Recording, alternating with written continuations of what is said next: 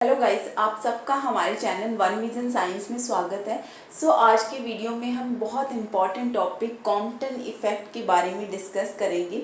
Compton effect quantum का एक बहुत ही इम्पॉर्टेंट टॉपिक है जो फ्रिक्वेंटली एग्ज़ाम्स में पूछा जाता है। किसी भी लेवल की और किसी भी तरह की एग्ज़ाम हो, सब में ये पूछा जाता है। तो कॉम्पटन इफ़ेक्ट बेसिकली होता क्या है? कॉम्पटन इफ़ेक्ट ये बताता है, कॉम्पटन इफ़ेक्ट कॉम्पटन एक साइंटिस्ट ने दिया था, उनके नाम पर इस इफ़ेक्ट को कॉम्पटन इफ़ेक्ट रखा गया है। कॉम्पटन इफ़ेक्ट ये कहता है कि जब हम एक्स किरणों को, किसी भी तरीके की एक्स किरणों को किसी वस्तु से टकराते हैं कि या किसी सतह से टकराते हैं, तो उस सतह में एक इलेक्ट्रॉन के उत्सर्जन के साथ जो एक्स किरणें हैं हमारी, उनकी एनर्जी तो कम हो जाती है लेकिन वेवलेंथ ज़्यादा हो जाती है। बस इस वेवलेंथ के डिफरेंस को ही क्या कहते हैं? कॉम्पटन इफ़ेक्ट कहते हैं। सिंपल सी बात है, हम शुरू करते हैं ये कंप्लीट इसका डेरिवेशन डिराइव करना। बेसिकली कहना क्या चाहता है कि जब एक्स किरणों को किसी वस्तु की सतह से टकराकर, जब एक्स किरणें हम किसी वस्तु, ये कोई हमारी वस्तु है, ये कोई वस्तु है, जब इस पर एक्स किरणें आपतित करवाई जाती है, मतलब एक्स किरणें डाली जाती है, तो ये वस्तु है ना, इसकी सतह से क्या हो जाता है? इलेक्ट्रॉन का उत्सर्जन हो जाता है। इलेक्ट्रॉन का उत्सर्जन क्यों हो जाता है? क्योंकि एक्स किरणों के पास कुछ एनर्जी होती है। तो ये इस सतह के अंदर क्या है, मतलब जो ये वस्तु है उसके अंदर इलेक्ट्रॉन्स है। तो जैसे ही वो इलेक्ट्रॉन्स एनर्जी लेंगे, वो क्या हो जाएंगे? एक्साइटेड हो जाएंगे और बाहर निकल जाएंगे, जिससे क्या हो जाएगा? एक इलेक्ट्रॉन रिलीज हो जाएगा या उत्सर्जित हो जाएगा। उत्सर्जित इलेक्ट्रॉन है ये। तो ये इलेक्ट्रॉन तो उत्सर्जित हो गया, तो जो यहाँ पे एनर्जी थी इन एक्स किरणों की, माना कि एनर्जी hν थी, तो ये hν जो एनर्जी है उसमें से कुछ एनर्जी तो इस इलेक्ट्रॉन ने ले ली, और इलेक्ट्रॉन ने लेने के बाद जो इस एक्स किरणों की एनर्जी है वो क्या हो गई? कम हो गई।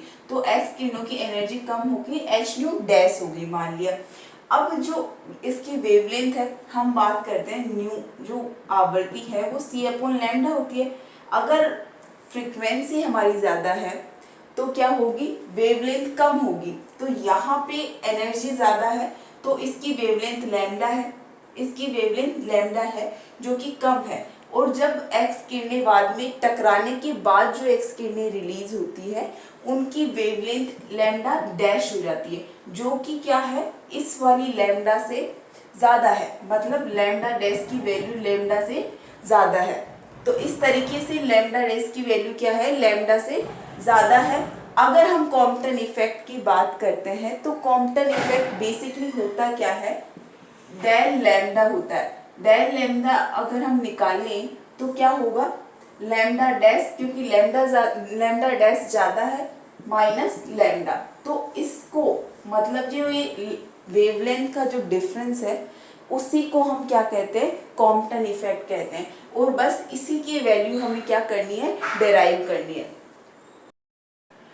आई होप ये डायग्राम आप सबको समझ आ गया होगा। तो कॉम्पटन ने क्या बोला कि कॉम्पटन ने जो भी टक्कर हो रही है इस सतह के साथ या वस्तु के साथ, जो एक्स किरणों की टक्कर हो रही है, उसको पूर्णतः प्रत्यास्थ माना, मतलब उस पर माना कि कोई चेंज नहीं हो रहा है टक्कर से, और प्रत्यास्थ मानते हुए उसने ऊर्जा और संवेग के संरक्षण का नियम उस पे लगाया। और ऊर्जा संरक्षण नियम और संवेग संरक्षण नियम क्या कहता है कि टक्कर से पूर्व का संवेग और टक्कर के बाद का संवेग दोनों क्या होते हैं? इक्वल होते हैं ना।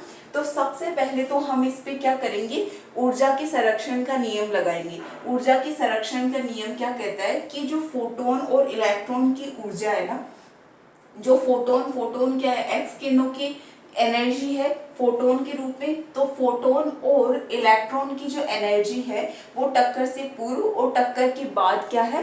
सेम है ना। ये कहता है एनर्जी का लॉ, जो टक्कर से पूर्व फोटोन और इलेक्ट्रॉन की ऊर्जा इक्वल्स टू टक्कर के बाद एनर्जी। तो टक्कर के पूर्व अगर हम फोटोन या एक्स किरणों की एनर्जी की बात करते हैं तो hν होगी, है ना। और जो ये इलेक्ट्रॉन है उसकी टक्कर से पूर्व एनर्जी क्या होगी? जनरली आइंस्टीन इलेक्ट्रॉन की एनर्जी की बात करता है m0 c²। कण की एनर्जी की बात करता है और इलेक्ट्रॉन क्या है, एक प्रकार का कण है, तो इसकी जो एनर्जी होगी E equals to M naught C square, ये इलेक्ट्रॉन की एनर्जी होगी। एम नोट क्या है, जो विराम अवस्था में द्रव्यमान, मतलब जो स्थिर इस पोजीशन है, ये हिल नहीं रही है, उस पोजीशन में इलेक्ट्रॉन का मास है और ये क्या है, वेग है ना।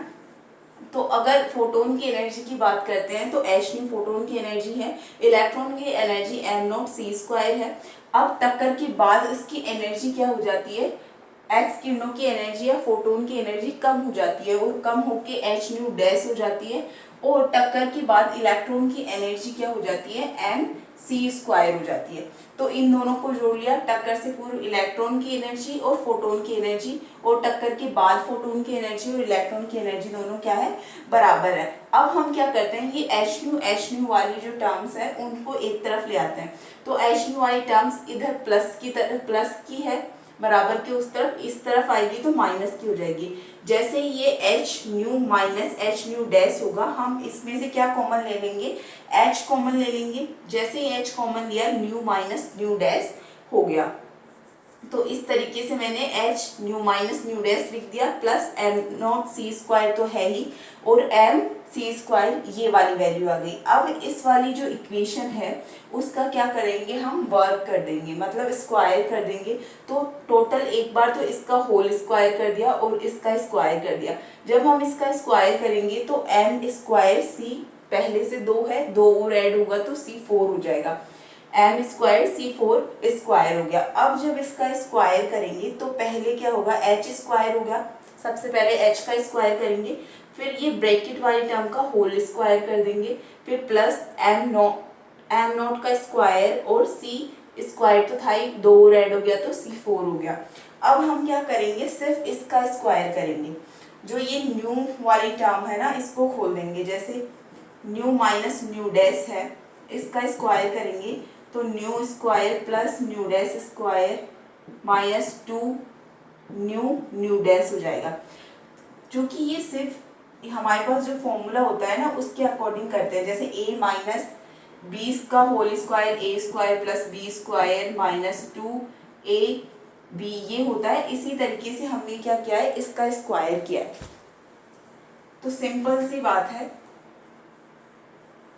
जब हम इसका स्क्वायर करते हैं तो ये वाली टर्म का स्क्वायर ये होगा, इधर लिख देती हूँ, टोटल ये वाली टर्म का स्क्वायर ये होगा H square nu square plus nu dash square minus 2 nu dash, ये हो गया, plus M naught square C four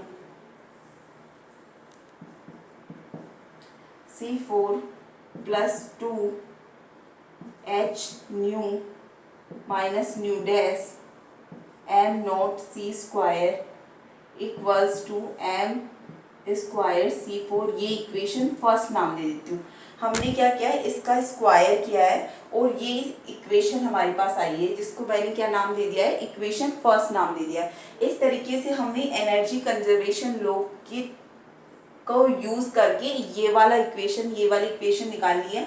अब हम क्या करेंगे, इसी पर कॉम्पटन इफेक्ट पर दूसरा जो संवेग मोमेंटम का कंजर्वेशन लॉ है, संवेग संरक्षण नियम है, वो अप्लाई करेंगे, है ना। तो सबसे बड़ी बात कि हमने यहाँ cos theta sine theta use नहीं किया है, इधर cos theta sine theta use किया है।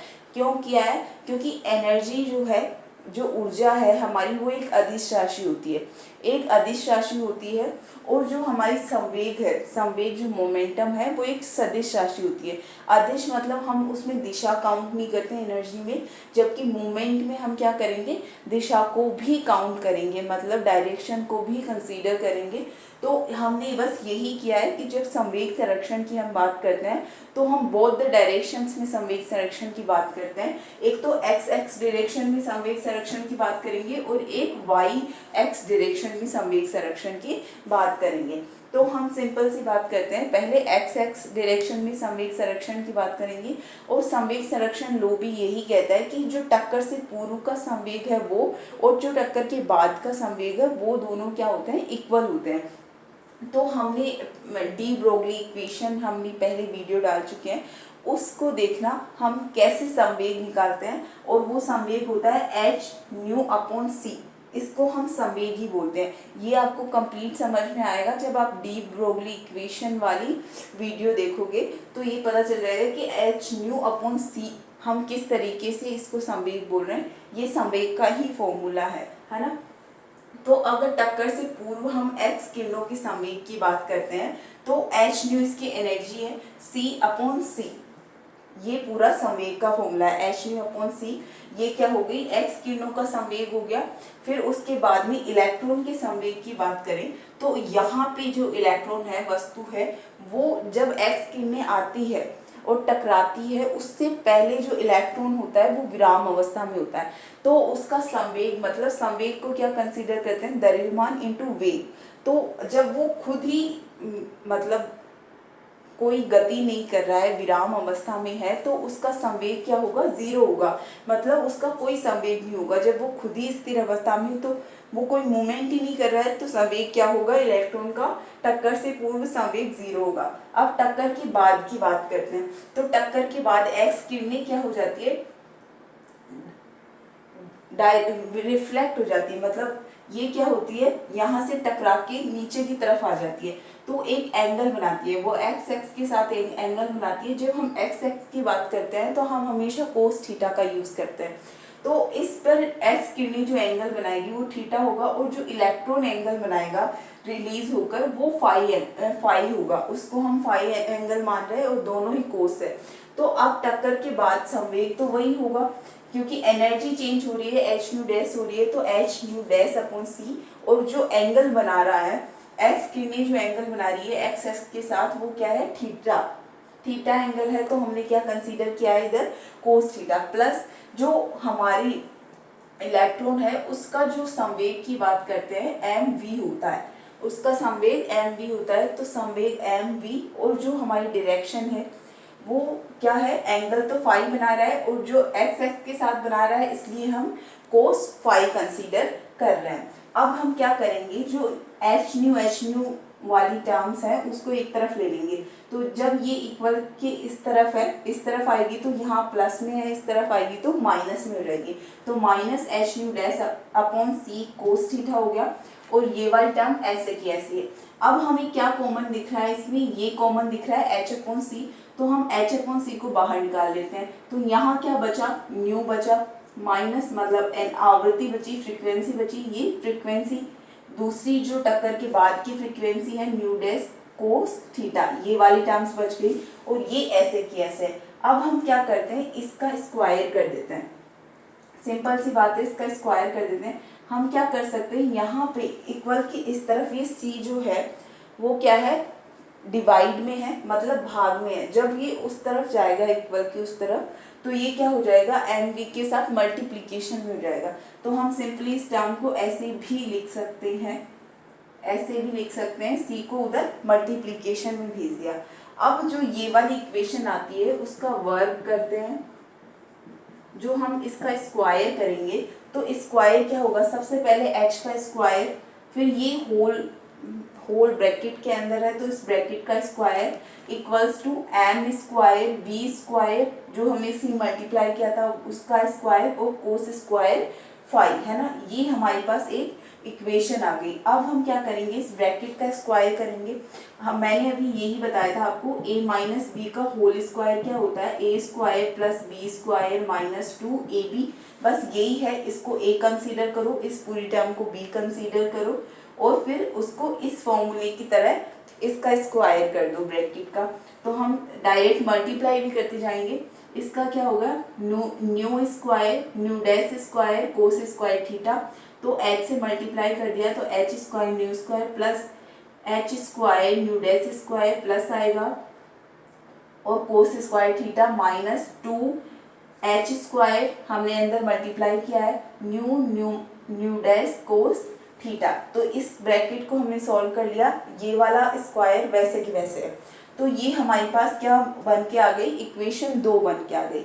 अब इसी तरीके से हमने एक्स एक्स पर संवेग संरक्षण नियम लगाया है, उसी तरीके से हम वाई एक्स पर क्या लगाएंगे, मोमेंट का कंजर्वेशन लॉ लगाएंगे, अर्थात संवेग संरक्षण नियम लगाएंगे। तो अगर हम वाई एक्स की बात करते हैं तो देखो टक्कर से पूर्व वाई एक्स पे कुछ भी नहीं है, टक्कर से पूर्व सिर्फ एक्स किरणें आ रही है एक्स एक्स के थ्रू। तो टक्कर से पूर्व ना तो एक्स किरणों पर इलेक्ट्रॉन फोटोन का संवेग होगा ना इलेक्ट्रॉन का संवेग होगा। वाई एक्स पर टक्कर से पूर्व दोनों क्या होंगे, जीरो होंगे, क्योंकि ये वाई एक्स पर कुछ नहीं हो रहा है टक्कर से पूर्व। अब टक्कर के बाद वाई एक्स की बात करते हैं हम, तो सेम वही होगा, जो एक्स किरणें उनकी संवेग वही होगा एच न्यू डैश अपॉन सी। लेकिन अब हम वाई एक्स कंसीडर कर रहे हैं, तो वाई एक्स के लिए हम क्या यूज करते हैं, साइन थीटा यूज करते हैं। तो एच न्यू डैश अपॉन सी साइन थीटा प्लस जो इलेक्ट्रॉन का संवेग है वो एम बी ही होगा, लेकिन अब वाई एक्स के लिए यूज करना है तो हम साइन थीटा का यूज करेंगे। तो साइन फाई एंगल बना रहा है इलेक्ट्रॉन उसके साथ, तो साइन फाई। अब हम क्या करते हैं, इसको इस तरफ ले आते हैं, ये तो जीरो है, इसको इस तरफ लाएंगे तो ये क्या हो जाएगा, एक माइनस में हो जाएगा। और ये जो c है इधर डिवाइड में था, उसको उस तरफ मैंने क्या कर दिया है, मल्टीप्लाई कर दिया, तो एम बी सी हो गया और साइन थीटा।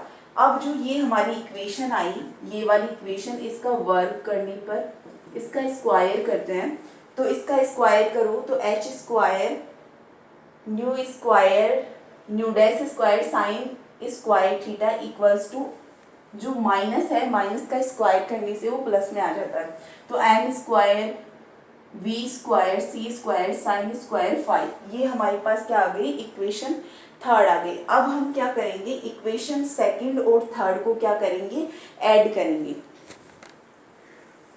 मैं इसको मिटा देती हूँ।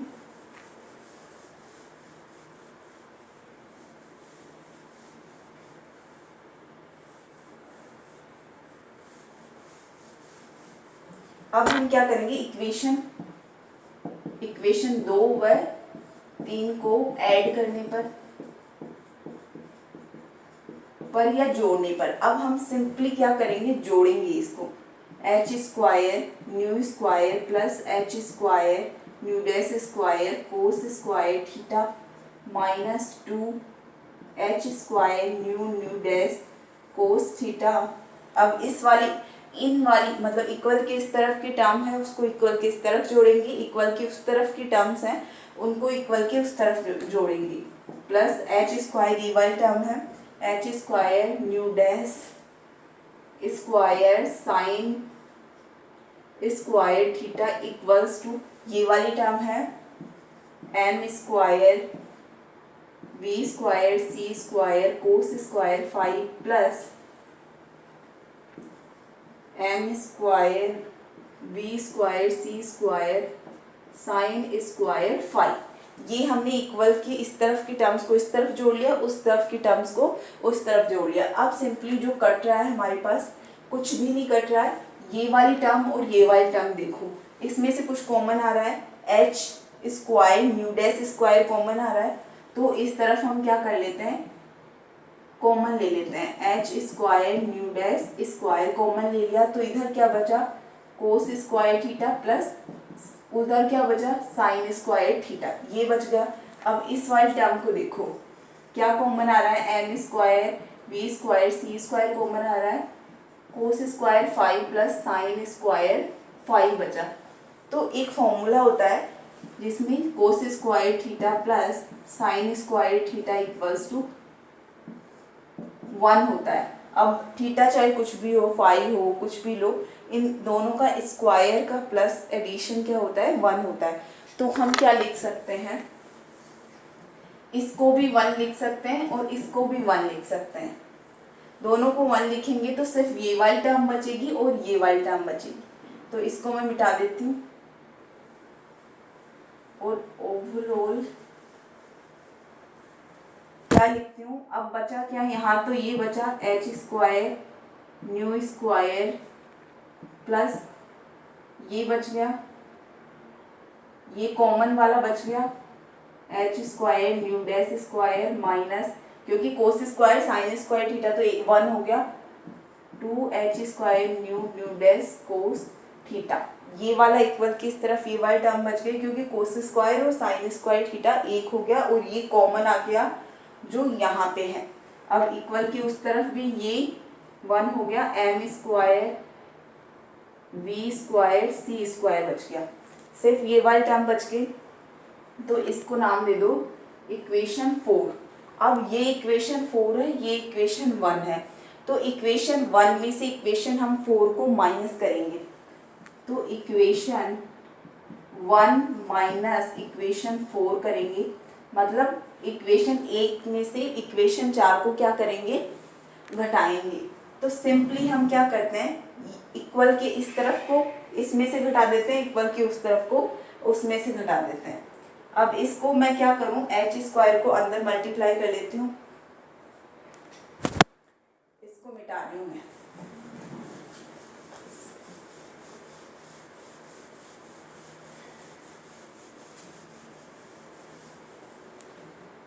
इक्वेशन 1 हमारी है H square nu square plus H square nu dash square minus 2 H square new new dash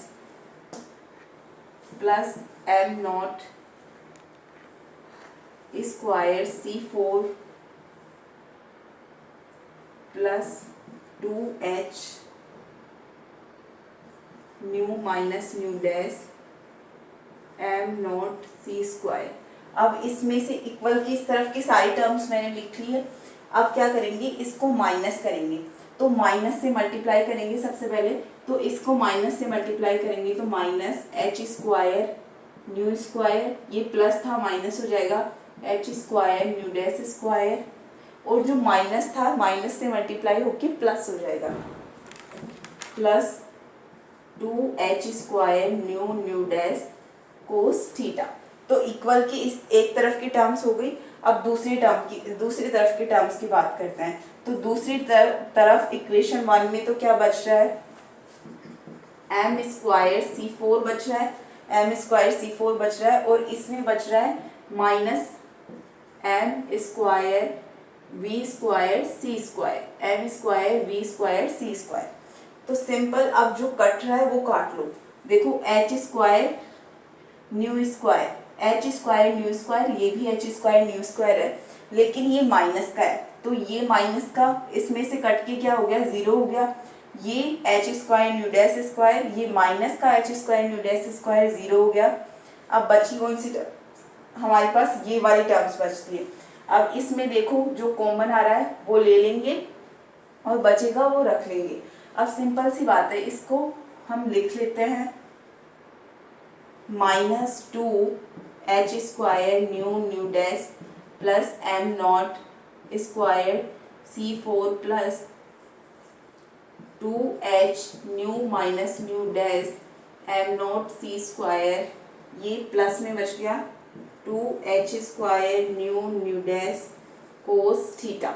अब इसको क्या करते हैं, हम एम स्क्वायर C4 कॉमन ले लेते हैं, तो ये 1 बच जाएगा इधर, और इधर से एम स्क्वायर तो कॉमन आ गया, C4 कॉमन आएगा तो V square upon C square, ये बच जाएगा। जब हम इसमें से एम स्क्वायर C4 कॉमन लेंगे तो यहाँ तो 1 बच जाएगा, यहाँ से एम स्क्वायर बाहर आ गया, सी स्क्वायर बाहर आ गया, एक सी स्क्वायर बचता है, तो ये डिवाइड में आ जाएगा, V square upon C square हो जाएगा। अब हमारे पास सिंपल सी ये वाली इक्वेशन आ गई, जिसको मैं इक्वेशन 5 नाम दे देती हूँ। अब इस इक्वेशन में हम क्या लगाएंगे, एक रिलेटिविटी, मास रिलेटिविटी लॉ लगाएंगे, जिसमें क्या होगा, द्रव्यमान m व m नॉट विराम अवस्था में द्रव्यमान में संबंध, निम्न संबंध होता है किससे, रिलेटिविटी ऑफ मास लॉ के अकॉर्डिंग, मास लॉ के according to mass, relativity of mass law के अकॉर्डिंग द्रव्यमान m और m नॉट में संबंध होता है। तो m और m नॉट में क्या संबंध होता है, m naught square equals to m square 1 minus V square C square, ये संबंध होता है। तो हम क्या लिख सकते हैं इधर, सिंपली हम क्या लिख सकते हैं, इसकी जगह ये वाली टर्म और ये वाली टर्म की जगह एम नॉट स्क्वायर हम लिख सकते हैं। तो इक्वेशन 6 नाम ले लेती हूँ, 5 और 6 से हम लिखेंगे, तो इसको मिटा दूँ।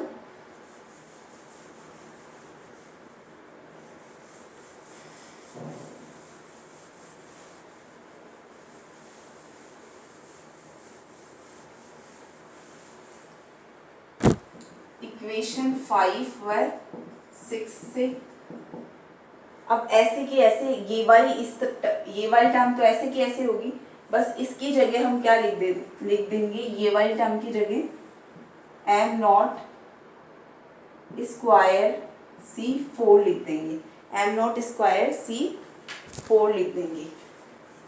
मैं पूरी टर्म ही उतार लेती हूँ, -2h square nu dash plus M naught square C4 plus 2h nu minus nu dash M naught C square plus 2h square nu dash cos theta equals to, जब इसकी जगह ये लिखेंगे तो एम नॉट स्क्वायर C4 आ जाएगा।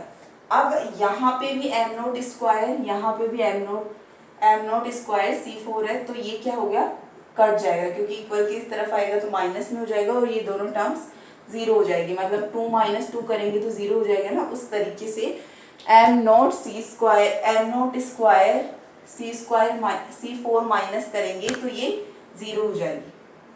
तो अब क्या बचा, ये वाली टर्म बची 2h square nu dash plus 2h new dash M naught C square plus 2h square nu dash cos theta बच गया, इक्वल्स टू 0 आ गया। तो अब मैं क्या करूंगी, कुछ टर्म्स को इक्वल के उस तरफ ले जाऊंगी। पहले तो इसको एक तरफ कर लो, इसमें से कुछ कॉमन आ रहा है, 2h square nu dash common आ रहा है, तो मैं क्या करूंगी, -2h square nu dash common ले लूंगी, तो इसकी जगह बचेगा 1 और इसकी जगह बचेगा माइनस का, जब हम कॉमन लेंगे तो माइनस मल्टीप्लाई हो जाएगा, माइनस कोस थीटा बचेगा। ये वाली टर्म बच गई, ये वाली टर्म ऐसे की ऐसे बच गई, 2h nu minus nu dash M naught C square equals to 0। अब ये माइनस की टर्म को मैं उस तरफ भेज देती हूँ, 2h nu minus nu dash M naught C square equals to, ये माइनस की है उस तरफ जाएगी तो प्लस की हो जाएगी, माइनस प्लस हो गया 2h square nu dash 1 minus cos theta, ये वाली टर्म आ गई। अब हम क्या करेंगे, ये 2h से 2h कट गया, यहाँ क्या बचा, सिर्फ 1h बच गया 1h। इस न्यू डैश को इस तरफ भेज देंगे, ये क्या है, इधर इक्वल के इस तरफ मल्टीप्लिकेशन में जो चीज़ होती है वो इस तरफ डिवाइड में आ जाती है, और मल्टीप्लिकेशन की कोई भी चीज़ जब इक्वल के उस तरफ जाती है तो डिवाइड में हो जाती है। तो ये इधर मल्टीप्लिकेशन में है, उस तरफ जाएगी तो डिवाइड में हो जाएगी, ये इस तरफ मल्टीप्लिकेशन में है, उस तरफ जाएगी तो डिवाइड में हो जाएगी। तो nu minus nu dash upon nu dash equals to h upon M naught C square 1 minus cos theta, ये वाली टर्म बचेगी। अब इसको हम और क्या लिख सकते हैं, ये देखेंगे।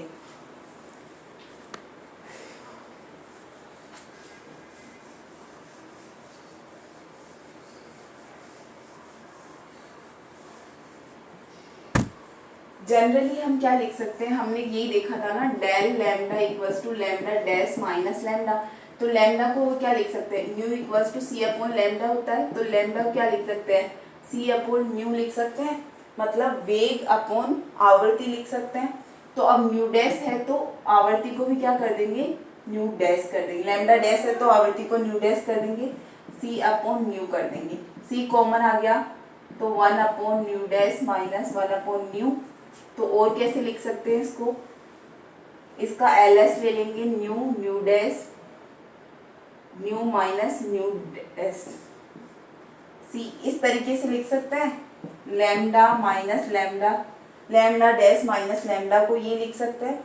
तो हमारे पास ये वाली टर्म तो है, तो अब क्या करेंगे, ये C एक्स्ट्रा है तो इधर मल्टीप्लिकेशन में है, इधर डिवाइड में आ जाएगा, तो हम कैसे लिख सकते हैं इसको, lambda dash lambda upon C nu minus nu dash nu, ये वाली इक्वेशन और ये वाली इक्वेशन 7 और इक्वेशन 8। इक्वेशन 7 और 8 से हम क्या कर सकते हैं,